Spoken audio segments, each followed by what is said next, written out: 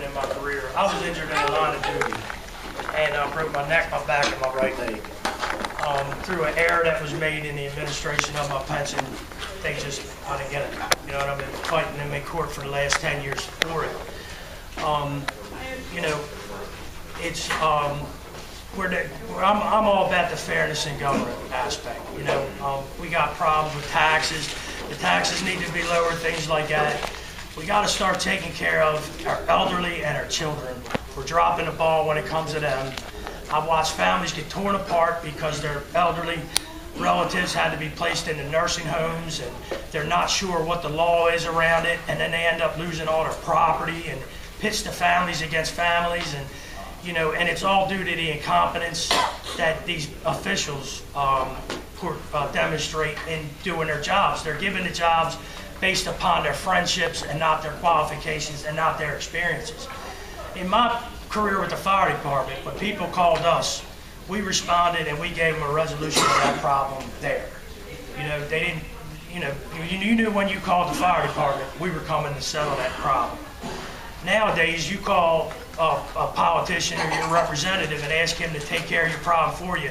He'll tell you the steps that you got to take care of it without even helping you out at all anymore. We need more help with this government, with the way that they're writing these laws and subjecting us to more and more laws that, you know, they got to help us to be able to interpret them, apply the right solutions, and, you know, fix the problems that are broken with this state because nobody seems like they want to do it. I'm just totally out to reform ethics, the fairness and transparency in government, so that it's like an open door thing. You know, we own this state, so they should be coming to us.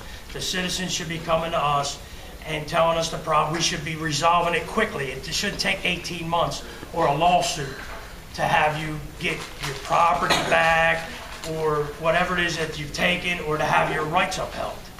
So that's where I'm at. I'm not a candidate, like a typical candidate. I ran in the elections because I need to get these issues out there and let people know what is really going on behind the closed doors when you try to get a resolution to your problem, and they don't want to help unless there's money in it for them. They just don't take an interest in the people like they used to anymore. There was someone said to me that years ago with politicians, everybody was corrupt, but they were common. Meaning that, you know, the trash got picked up, they took care of your issues, even though that they were corrupt. Well, now they're just corrupt, you know, and they're not taking care of the problems that we need to take care of.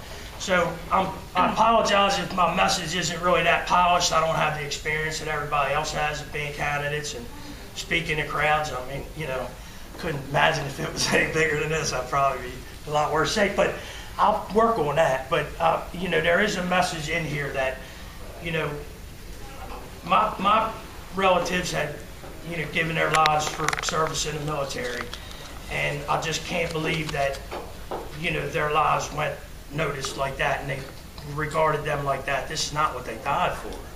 You know, you know, we got problems that need to be taken care of. You should be relying on somebody on the other end of that line when you call the government up to have a resolution to your problem, rather than just being told, sorry, we can't help you. But wait a minute, here, pay more taxes. You know, so, you know, that's where I'm coming from. Anybody got any questions? Because that's about it for me. Thank you. Oh, go ahead, sir. How's your experience been so far? Well, we're out to expose the corrupt politicians. We know a lot that's going on.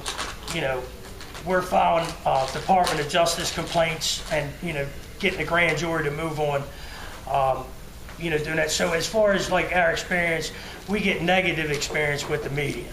So nobody knows who we are.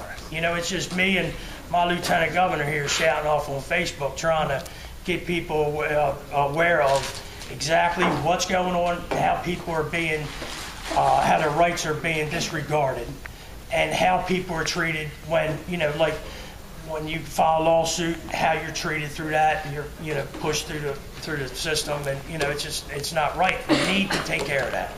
You know, we got to have a way for, like, I think we got to put the citizen advisory boards back in place that oversee all these committees that, you know, like the ones that developed the rain tax. They should have a citizen advisory board that got in there and said, stop this. You shouldn't have to write your senator or your representative a letter.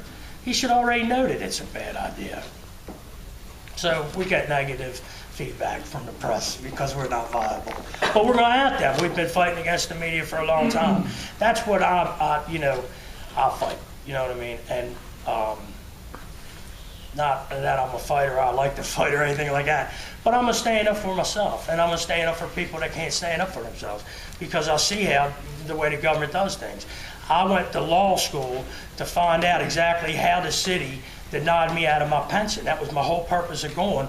I wanted to see how these scumbags get us, and get us roped up into the problems that we are. We got to have a lawyer. Now, if I want to go turn my sprinkler on, I got to call a lawyer because I don't know if the neighborhood's going to file suit against me. So I can't stand this thing.